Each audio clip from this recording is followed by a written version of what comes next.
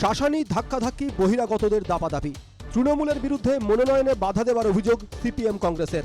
দুর্গাপুরে এবিএল সমবায় সমিতির নির্বাচনের মনোনয়নের দাখিলের দিনেই চড়ল পারদ। অভিযোগ, বৃহস্পতিবার মনোনয়ন দাখিলের শেষ দিন, অথচ তাদের মনোনয়ন জমা দিতে বাধা দেওয়া হচ্ছে বলে অভিযোগ করেছে সিপিএম কংগ্রেস কর্মীরা।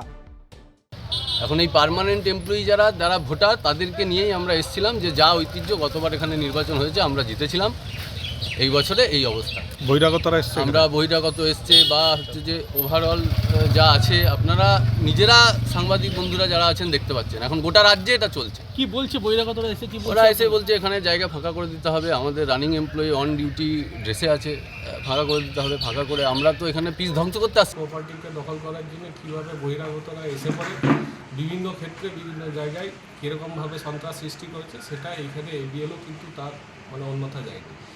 এইখানেও আপনাদের চোখের সামনে আপনারা দেখলেন, আমরা যখন মনোনয়নপত্র জমা দিতে গিয়েছিলাম, প্রাথমিকভাবে আমরা 2 সেক্রেটারি যখন আমরা এগিয়ে যেয়ে পরে আমরা জিনিসটাকে বললাম শান্তিপূর্ণভাবে আমরা 15 জন ক্যান্ডিডেট যারা সিআইটি এবং আইনডিসি থেকে দাঁড়িয়েছিল, শুধু ক্যান্ডিডেট এবং 2 সেক্রেটারি মিলে যখন মনোনয়নপত্র জমা করতে যায়, তো সেই ক্ষেত্রে দাঁড়িয়ে পরে আমাদেরকে পাল্টা সিপিএম কংগ্রেস বহিরাগতদের দিয়ে অশান্তি ছড়াচ্ছিল বলে অভিযোগ করেছে তৃণমূল।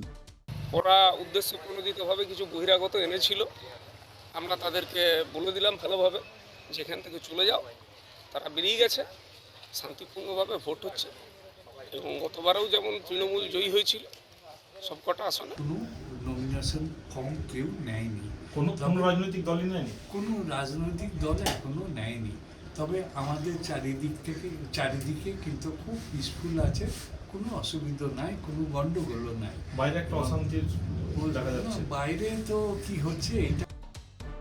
2020 সালের শেষে এবিএল কোঅপারেটিভ নির্বাচনে বিনা প্রতিদ্বন্দ্বিতায় জয়ী হয় তৃণমূল। এবারের এবিএল সমবায় নির্বাচনের দিন 23 এপ্রিল। ভোটার রয়েছে 65 জন, সিট রয়েছে 15টি। সিপিএম শ্রমিক সংগঠন সিটু এবং কংগ্রেস শ্রমিক সংগঠন আসন সমঝোতা করে লড়ছে। বৃহস্পতিবার মনোনয়ন দাখিল করার শেষ দিন। তার মধ্যে মনোনয়ন দাখিল করতে না দিলে বৃহত্তর আন্দোলনে নামার হুঁশিয়ারি দিয়েছে বিরোধীরা। দুর্গাপুর থেকে সাধন রুজের রিপোর্ট, MKTV বাংলা।